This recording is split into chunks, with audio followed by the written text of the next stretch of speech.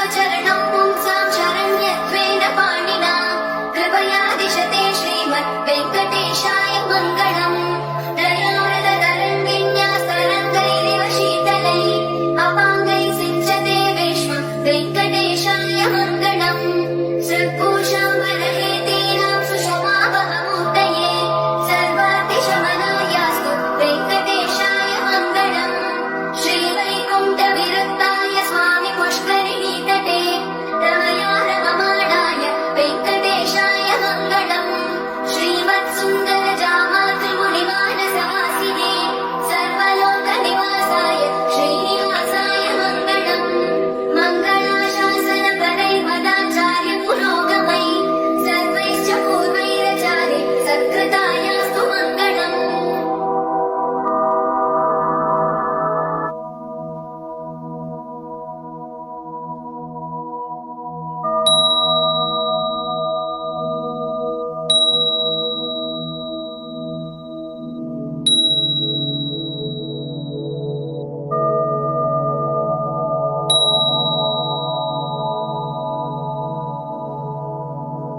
श्रियकान्ताय कल्याणनिधये निधयेतिनां श्रीवेङ्कटनिवासाय श्रीनिवासाय मङ्गलम्। लक्ष्मी सविघ्नमालोकसुधूविभ्रमचक्षुषे चक्षुषे सर्वलोकानां वेङ्कटेशाय मङ्गलम्। श्रीवेङ्कटाद्रिशृङ्गाग्रमङ्गलाभरणाङ्गये मङ्गलानां निवासाय श्रीनिवासाय मङ्गलम्।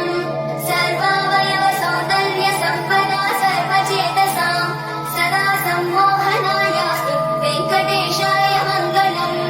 नित्याय निरवध्याय सत्यानन्दचिदात्मने सर्वान्तरात्मने श्रीमद्